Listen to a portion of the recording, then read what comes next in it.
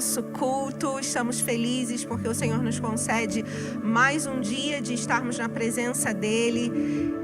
Em 2 Coríntios, no capítulo 9, no verso 8, diz: E Deus é poderoso para fazer que toda a graça lhe seja acrescentada, para que em todas as coisas, em todo o tempo, tendo tudo o que é necessário, vocês transbordem em toda boa obra.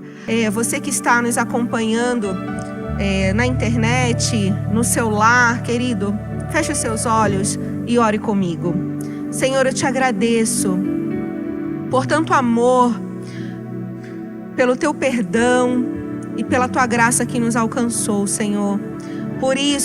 Por causa disso, nós estamos aqui hoje, louvando o teu nome, te agradecendo pela saúde, pela paz e até mesmo pelas tribulações, porque sabemos que em tudo nós temos a tua mão, sabemos do teu controle de todas as coisas. Gostaria que o Senhor, Pai, alcançasse a cada servo teu espalhado por esse mundo, todos que estão diante de ti com os corações abertos, Pai, clamando pela tua presença, clamando, ó Deus, para que o Senhor supra as necessidades, abra as portas e que seja assim, Senhor. Que em nome de Jesus o Senhor alcance cada um com a tua presença, com o teu amor e com a tua graça, com o teu perdão, com a tua libertação, e que hoje realmente seja um dia aceitável. Recebe, Senhor, como cheiro suave a ti cada adoração, louvor e oração, que é para a honra e a glória do teu nome. A ti, Senhor, seja a honra, seja a glória. Ó, Pai querido, toma o teu lugar. Obrigada, Senhor, porque um dia o Senhor enviou o teu Filho para morrer na cruz pelos nossos pecados. Nós deveríamos estar lá, Senhor, mas foi o Senhor que pagou um preço duro. E eu te agradeço por tanto amor. Louvado seja o teu nome, Pai. Te agradeço em nome de Jesus. Amém. Vamos adorar ao Senhor com essa maravilhosa graça que Ele nos concedeu. Agradeça junto conosco, adorando, louvando o nome dEle, que é digno de toda honra, de toda glória e de todo louvor. Você pode se apresentar diante da presença do Senhor, levantando suas mãos e clamando, chamando pela presença dEle aí, aonde você estiver. Maravilhosa graça, teu amor que não falha, tomou o meu lugar, levou a minha cruz, teu sangue me salvou, minha dívida pagou.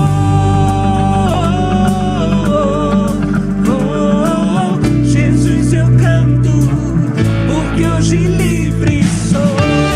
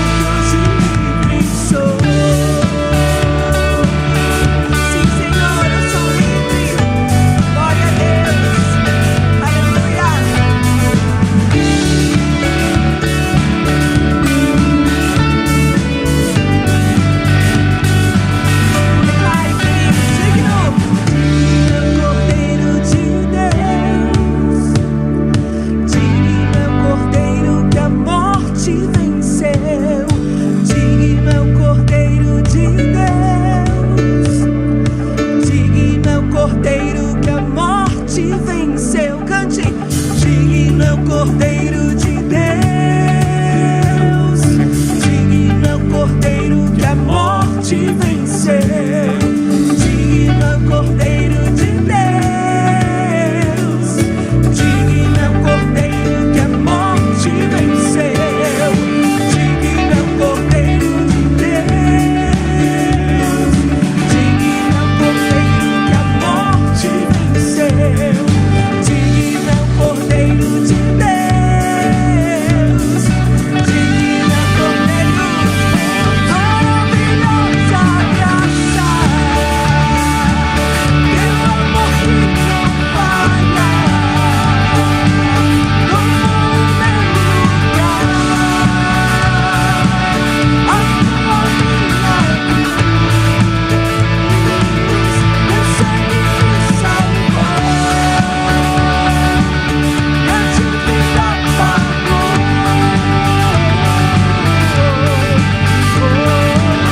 Jesus, eu canto, porque hoje livre sou.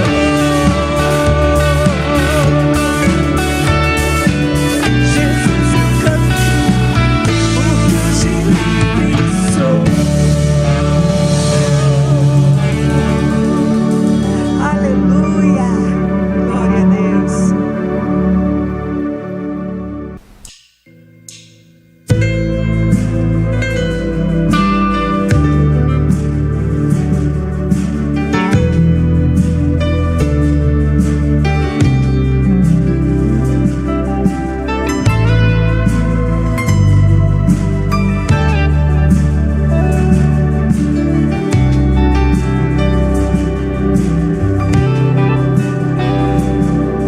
Eu não tenho que andar ansioso, se vou ter o que comer ou vestir. Se o Senhor veste os lírios do campo, o que mais não fará por mim? Eu não tenho que andar preocupado com os cuidados e males do amanhã, pois até aqui o Senhor me sustentou.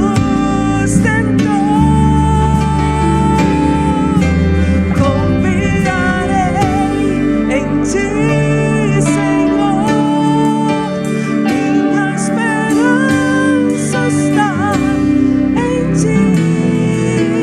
Não há maior prazer do que saber que o meu Deus cuida de mim. Eu não tenho que andar ansioso, se vou ter o que comer ou vestir. Se o Senhor veste os lírios do campo, o que mais não fará por mim? Eu não tenho que andar preocupado com os cuidados e males do amanhã, pois até aqui o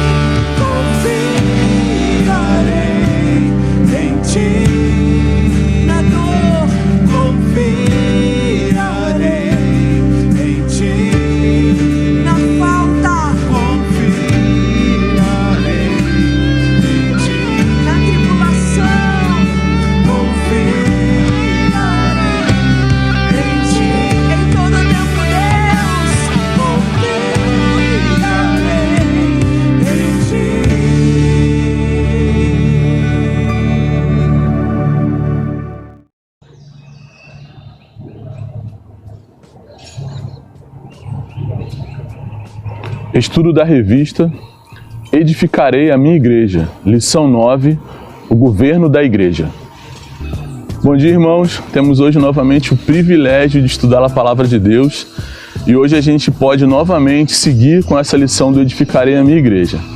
Antes de tudo, quero te desejar um excelente domingo na sua casa, com a sua família, que seja um dia agradável para você, mas também que seja um dia que a gente inicie, que a gente comece aqui estudando a palavra de Deus e vendo as orientações dele para nós. Então, sem mais delongas, voltemos ao estudo. Bom, o alvo da nossa lição hoje é entender que Deus governa a igreja através dos líderes que têm Jesus como Senhor da igreja. Então, tudo está debaixo desse governo de Deus e ele faz isso através do senhorio de Jesus, utilizando líderes que são escolhidos, que são chamados para esse governo. Aqui estão as referências bíblicas que nós temos. A primeira referência é o texto básico, que fica em Efésios. Nós leremos uma parte dele, tá bom? Efésios 1, de 15 a 23. O texto devocional do João 13, que vai do versículo 12 até o 20º, e o versículo-chave é Efésios 1, 22. Como eu falei, nós leremos uma parte de Efésios aqui como referência para a gente. Vamos ler juntos o versículo-chave. Deus colocou todas as coisas debaixo de seus pés e o designou como cabeça de todas as coisas para a igreja, que é o seu corpo, a plenitude daquele que enche todas as coisas em toda e qualquer circunstância. Efésios 1, 22 e 23. Aqui, irmãos, o que a gente precisa ver é que esse versículo está relacionado a Jesus. Quando ali na primeira frase do versículo ele diz que Deus colocou todas as coisas debaixo de seus pés, está dizendo que colocou todas as coisas debaixo dos pés de Jesus e designou como cabeça, né? Como a gente já estudou aí em tantas outras referências, as palavras que são utilizadas para a igreja, enfim, mostra Jesus como cabeça da igreja e a igreja como corpo. Então aqui a gente não vai esquecer dessa referência, porque nós vamos utilizar muito bem essa figura da igreja como corpo e de Jesus como cabeça. Então vamos ver de novo aí a referência desse versículo, falando como é que Jesus é Senhor dessa igreja e por que o governo da igreja ele é feito sim por Deus e tem Jesus como Senhor. Vamos ver de novo o versículo, ó. Deus colocou todas as coisas debaixo de seus pés, ou seja, debaixo dos pés de Jesus, e designou Jesus como cabeça de todas as coisas para a igreja, que é o corpo de Jesus. A igreja é o corpo de Jesus. Então, a plenitude daquele que enche todas as coisas em toda e qualquer circunstância. Aqui fica claro também que Jesus não é Senhor só da igreja, mas ele é Senhor de todas as coisas e em toda e qualquer circunstância. Apesar de acabarmos de ver que Jesus é o Senhor de todas as coisas, nós veremos com muito mais detalhe, obviamente, como que Jesus é o Senhor da igreja. E para isso, nós veremos como é que esse governo da igreja funciona. Primeira coisa que eu queria que a gente pensasse juntos é o seguinte: nessa imagem na lateral, a gente vê que a igreja ela tem duas ligações, tá? E a revista, né, o autor da revista, ele tenta fazer uma comparação que uma ligação da igreja é com a terra e a outra ligação dela é com o céu. E nessa ligação da igreja com a terra, a igreja é uma organização. Nesse caso, ela segue um conjunto de diretrizes que são as organizações da terra. Por exemplo, aí na imagem tem a estrutura física que a gente chama de igreja de vez em quando, mas é o templo, é o prédio. Então isso sim é uma organização. Mas existe também uma outra ligação da igreja que é com o céu, e aí o autor chama de organismo, essa ligação com o céu. O organismo é vivo, trabalha com as regras da vida. A organização não, a organização é uma questão física e tem alguns processos relacionados, mas ela não é um organismo. Qual é a diferença então? Como a gente utilizou bastante a figura do corpo, está aí novamente a figura do corpo humano, o governo da igreja, e olhando para a igreja como corpo, o organismo em si, quando a gente fala que a igreja é um organismo, ela funciona com as regras do céu, ela funciona com as regras da vida. Como ela é um corpo, é um organismo, a igreja possui membros intimamente ligados e interdependentes. Então, de certa forma, todos os membros, né, de uma forma ou de outra, dependem dos outros. A mão depende do pé para se locomover, assim como o pé vai depender da mão, por exemplo, para calçar um sapato. E vale a pena a gente dizer também que, como organismo, esses membros compõem um corpo universal e interdenominacional. Não devemos olhar para a igreja como um corpo e, por exemplo, olhar para a nossa igreja do Baeta como um corpo completo. Claro que não. A igreja como um corpo é a igreja de Jesus espalhada pelo mundo inteiro. Esse é um corpo formado pelos membros da igreja de Jesus do mundo inteiro. É a igreja universal. Não essa igreja universal, mas é a igreja do universo, não essa que você pensou, é a igreja mundial. Não, também não é essa mundial. Enfim, você entendeu. É a igreja de Jesus espalhada por toda a face da terra. Então, voltando aqui, a igreja como organismo, ela funciona com as regras do céu, ela possui membros intimamente ligados e interdependentes, e esse corpo não é um corpo fechado de uma agência, mas sim o corpo de Jesus como igreja espalhado por toda a terra.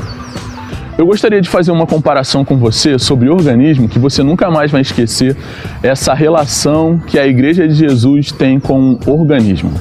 Essa história tem a ver com homens fazendo unha. Então você sabe que um homem ele não vai na manicure para fazer unha. Não estou falando dos homens metrosexuais, estou falando do homem, aquele macho raiz, sabe? A gente faz a unha usando um alicate, a gente mesmo corta, e alguns até preferem roer, e a gente não faz cutícula. Na verdade, essa pelinha que fica aqui na pontinha do dedo, a gente faz no dente mesmo. Muitas vezes a gente acaba se machucando, e aí tem aquele, sai o sanguezinho aqui e tal, e abre a porta para a entrada de uma bactéria. E muitas vezes essa bactéria chega no dedo e começa a tentar entrar no corpo através desse dedo. Só que lembre-se, o corpo é um organismo, então ele não descarta membros. O que o corpo vai fazer é recuperar esse dedo. E aí o que ele faz? Ele manda o organismo de defesa até a pontinha do dedo para não deixar perder o dedo e dessa forma brigar contra as bactérias. E o que acontece? Para lá vão os nossos organismos de defesa que chamam leucócitos, glóbulos brancos. E eles vão brigar com a bactéria até matar essa bactéria e muitos leucócitos vão morrer. E por conta da morte desses leucócitos vai formar aqui o que a gente chama de pus.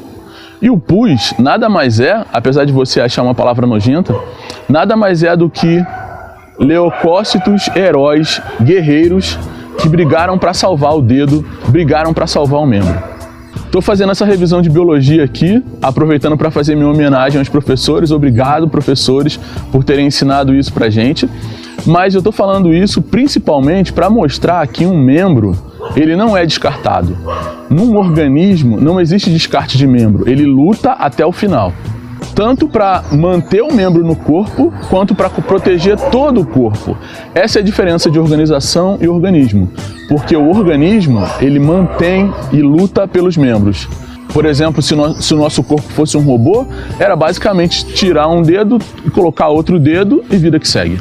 E nesse caso não é vida, é organização que segue, porque quem trabalha com as regras da vida é o corpo humano, é a igreja como corpo. Porque a igreja trabalha como organismo, e nesse caso não existe descarte de membro, não existe descarte de dedo, não existe descarte de nada, porque o corpo luta para salvar, seja o dedo mindinho, seja o coração. Isso é organismo, isso é trabalhar com a regra da vida, com a regra do céu, e essa é a ligação que a igreja tem com o céu. De qualquer forma, as características de organização, elas não podem ser descartadas. Então, esse governo, ele também passa pela organização. E aí o que vale a pena a gente dizer é que ele funciona com base burocrática, com base nos processos. E o que tem pra gente então? Assembleia é um processo, obras, outro processo, orçamentos, os horários, todos os ritos que têm horário, as reuniões, por exemplo, os pagamentos, tudo isso são processos e que a igreja, como o governo, precisa seguir e precisa trabalhar também na base da organização. Portanto, nós vamos abordar o governo da igreja por dois tópicos. O primeiro, como governo divino, e toda essa relação que a gente já falou com o organismo, ligação com o céu, trabalhando nas bases da regra da vida. E o segundo tópico, o governo humano, porque Deus separa pessoas como líderes e esses são os líderes que vão governar a igreja em nome de Jesus, que é o Senhor. nunca deixa de existir a relação com o governo divino, porque todo tempo Jesus é o Senhor. E também nunca deixa de existir essa relação com o governo humano, porque quem lidera a igreja são líderes escolhidos por Deus, são homens. E obviamente suscetíveis a falhas, suscetíveis a tomar decisões incorretas, porque são homens. De qualquer forma, lembramos que, independente do governo estar relacionado a humanos, ele não deixa de ser um governo divino. E aí a gente volta aqui no versículo que diz que Deus colocou todas as coisas debaixo dos pés de Jesus e designou Jesus como cabeça de todas as coisas para a igreja, inclusive e obviamente cabeça dos líderes da igreja. E considerando que Jesus é o líder principal, ele é o Senhor de tudo, tudo começa com ele, tudo começa com o reinado de Jesus. E o que eu quero mostrar aqui é que ele vai ter uma relação com a igreja porque Jesus amou a igreja. Então ele é Senhor da igreja primeiro porque ele amou a igreja e também porque ele comprou a igreja. Então a gente vê a relação aqui do amor de Jesus na eternidade, quando ele decide salvar a igreja, quando ele decide salvar o homem através da igreja, e também quando ele entrega a sua própria vida comprando a igreja com o seu próprio sangue. E aí toda a igreja, com todas as pessoas que estão relacionadas, ela é amada por Jesus, a igreja é amada por Jesus e também ela é propriedade de Jesus. Nesse caso, nós vamos abrir esses tópicos, o tópico 1 e o tópico 2, o governo divino e o governo humano. Nós vamos abrir os tópicos em 3 subtópicos no primeiro momento, que são que Jesus é o cabeça da igreja, que Jesus amou a igreja e que Jesus comprou a igreja, como vimos agora, acabamos de ver nessa figura anterior. E depois nós veremos no tópico 2, abrindo em 2 subtópicos, o governo humano, dizendo que Deus capacitou pastores e mestres e também Deus capacitou presbíteros e diáconos. Então essa seria a relação com o governo humano. E nós veremos um pouco de detalhe dos 2 tópicos a partir de agora. Portanto, falando do governo divino, Cristo é o cabeça da igreja, Cristo amou a igreja e Cristo comprou a igreja. Ok, considerando o governo divino como Cristo, o cabeça da igreja, temos 2 subtópicos aqui muito importantes para a gente considerar, que são, primeiro, Jesus é o Senhor absoluto, ou seja, Ele é o soberano da igreja. É Cristo que é o soberano, então é Ele que toma as decisões da igreja. Obviamente, essas decisões serão tomadas por homens orientados por Jesus, mas também baseadas em todos os ensinamentos que Ele já deixou. E lembrando que Cristo é o cabeça da igreja, existe uma outra relação, que é a relação do casamento. Veja esse versículo. Pois o marido é o cabeça da mulher, como também Cristo é o cabeça da igreja, que é o seu corpo, do qual ele é salvador. E temos aqui uma relação então com o casamento, falando que Jesus é o cabeça da igreja, assim como o homem é o cabeça da mulher ou o cabeça da família.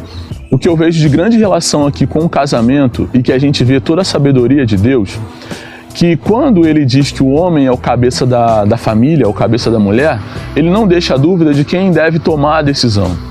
Quando houver dúvida de alguma coisa, o homem deveria e deve tomar a decisão. Porque numa organização onde tem 2 líderes, sempre vai ficar a dúvida de quem é que vai tomar a decisão e tal. E a orientação bíblica é para que essa confusão não aconteça e se tenha total certeza de quem toma a decisão. É claro que agora, no casamento moderno, a relação marido e mulher tem melhorado. E todas as decisões elas são negociadas, são conversadas, mas para os filhos, para a família, tem que ficar claro que a decisão é do marido. E principalmente para essa época de Paulo, quando não havia essa dúvida, ele coloca bem claro que o cabeça da igreja é Jesus. Então a decisão é tomada pelo próprio Cristo. E qualquer decisão que nós tivermos que tomar na igreja, ela tem que ser baseada nos ensinos de Jesus. Por isso, independente de não ter Jesus com um corpo físico no nosso meio, os seus ensinamentos, ou seja, o seu senhorio, é que deve direcionar todas as atividades e todas as decisões da igreja, porque Jesus é o cabeça da igreja. E o que vemos no segundo tópico é que Cristo amou a igreja. E o que vale a pena a gente dizer aqui? Jesus apenas se ofereceu, ou seja, foi uma via de mão única onde Jesus se oferece por completo e ele lutou e luta pelo bem da igreja. E aqui nós podemos fazer a relação direta com uma ordenança também para o marido. Veja, maridos, amem suas mulheres assim como Cristo amou a igreja e entregou a si mesmo por ela. Isso também é o que garante que a orientação bíblica é que não haja exploração do marido em relação às mulheres, por ele ser o cabeça da família. Pelo contrário, veja, o desafio é muito maior. Ele fala: maridos, amem suas mulheres, assim como Cristo amou a igreja e entregou a si mesmo por ela. Então existe uma relação de sacrifício para que o marido faça, para que ele se entregue assim como Cristo se entregou. É claro que como humanos a gente não vai conseguir isso, mas a orientação bíblica é que a nossa busca seja essa. E é desse tipo de comparação que Jesus traz para a gente como o amor que ele teve pela igreja, e por isso que a igreja também é propriedade dele. Veja, Jesus comprou a igreja. Olha o versículo aí. Cuidem de vocês mesmos e de todo o rebanho sobre o qual o Espírito Santo os colocou como bispos, para pastorearem a igreja de Deus que ele, Jesus, comprou com o seu próprio sangue. Então a relação de Jesus com a igreja é também porque ele comprou a igreja é propriedade de Jesus. E aqui nós fechamos o raciocínio que Cristo é o Senhor de tudo, e obviamente Cristo é Senhor da igreja, porque ele amou a igreja, Jesus amou a igreja, Jesus comprou a igreja e dessa forma ele formou a igreja na terra, amada por Jesus e propriedade de Jesus. Essa é a igreja que nós fazemos parte. Até aqui, então, nós vimos o tópico 1, vimos a relação que a igreja tem com o céu. Como que esse governo divino influencia tão fortemente na igreja. E isso acontece em função da influência de Jesus, porque Jesus é o Senhor da igreja pelos motivos que a gente acabou de ver. Jesus amou a igreja, Jesus comprou a igreja. Dessa forma, a igreja é propriedade de Jesus e ela funciona com as regras, sob as regras de Jesus. E agora nós veremos o quê? O governo humano. Como é que os homens estão relacionados e qual é a parte dos homens nessa igreja de Jesus. Bom, então no governo humano, o que nós já vimos na introdução é: Deus capacitou pastores e mestres e Deus capacitou presbíteros e diáconos. E lembrando que mesmo no governo humano, as diretrizes são divinas, porque foi Deus que capacitou os pastores, foi Deus que capacitou os diáconos. Quando falamos que Deus capacitou pastores e mestres, eu quero trazer aqui a referência bíblica para nós vermos juntos. Veja, e a cada um de nós foi concedida a graça, conforme a medida repartida por Cristo. E ele designou alguns para apóstolos, outros para profetas, outros para evangelistas e outros para pastores e mestres. Esses versículos aí são o número 7 e o número 11. Quero chamar a sua atenção para o final do versículo aqui, quando fala sobre pastores e mestres. Provavelmente, assim como eu, você já ouviu que esse dom, ele é único, como se pastores e mestres fosse uma atuação só.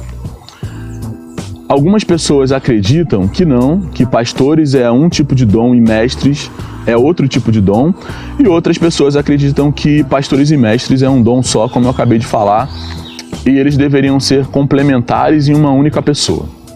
Mas eu quero mostrar para vocês, eu fui buscar aqui a palavra no original, e a gente tem aí a última delas em inglês, né, onde foi traduzido aqui por pastores e mestres, que é igual pra gente.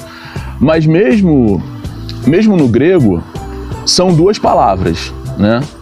Mas o que mais importa para nós são as principais funções desses dons, porque a gente consegue dizer o seguinte, que o pastor, ele vai prover alimento e proteger, né, ou seja, cuidar do rebanho, cuidar da igreja.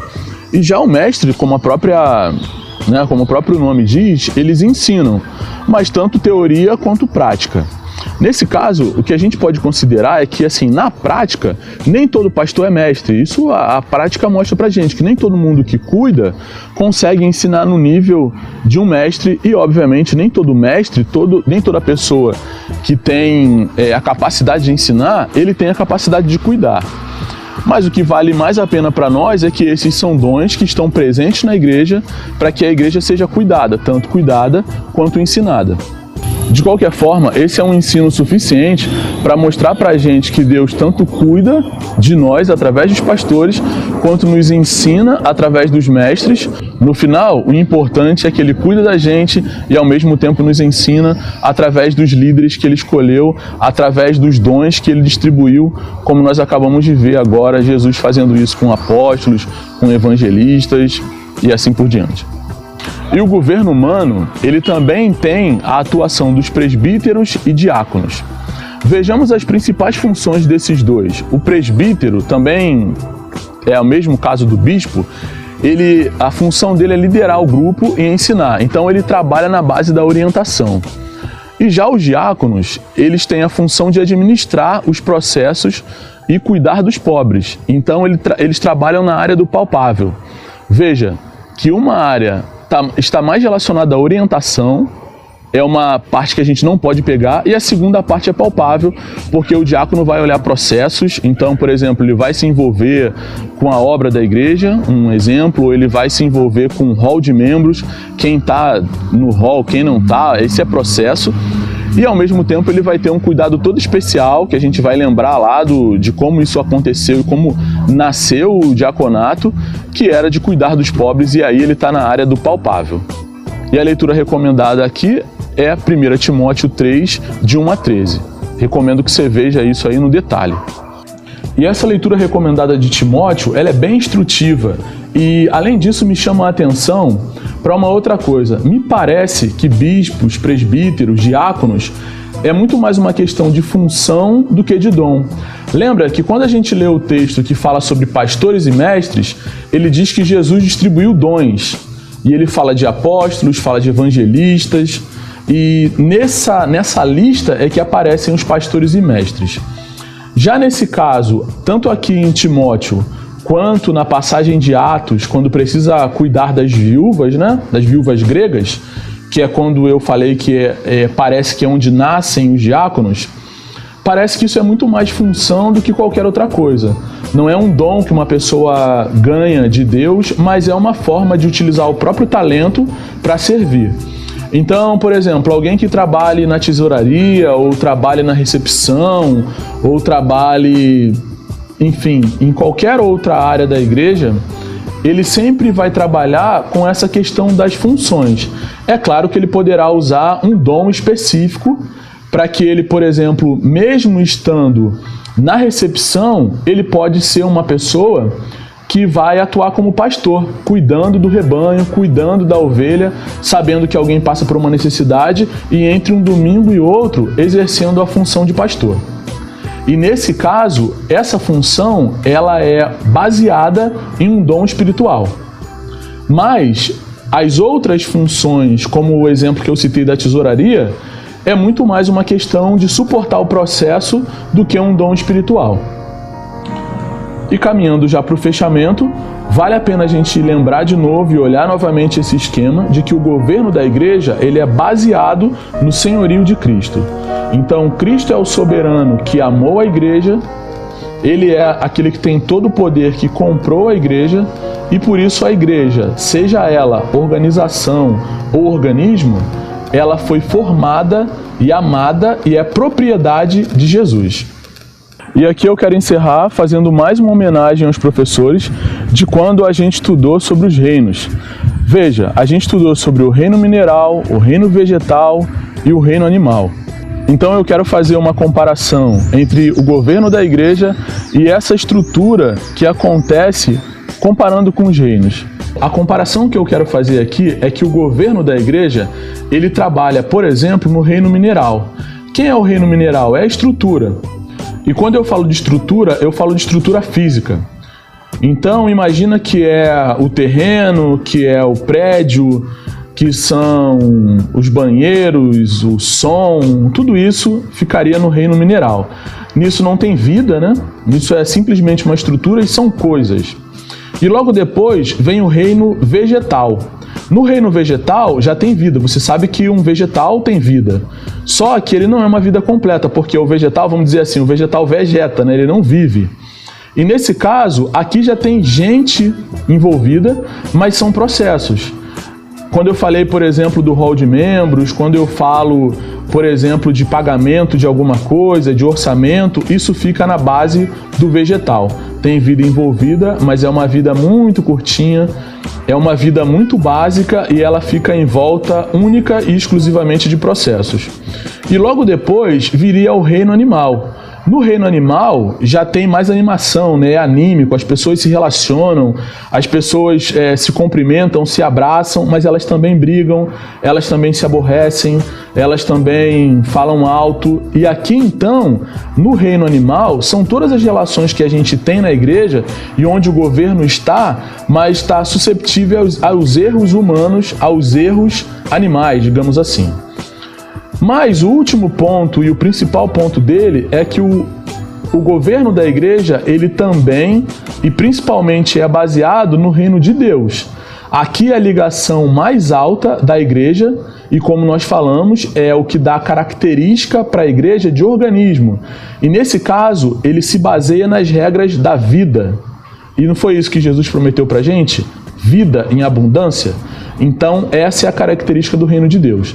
Nesse caso, concluindo, o governo da igreja ele estará na base do mineral, do vegetal, do animal e do reino de Deus, que dá a característica principal, que é ser organismo vivo, que é ser a igreja que se comunica com Jesus Cristo, porque ela é baseada no reino de Jesus, baseada no reinado de Jesus, no domínio de Jesus e por isso o reino de Deus. Bom, gente, então aqui vamos chegando ao final do nosso estudo. Espero que tenha sido tão edificante para você quanto foi para mim. E novamente te faço o convite para você participar com a gente, seja presencial ou online, do nosso culto das 18 horas, tá bom? Fica com Deus, bom domingo para você, fica na paz.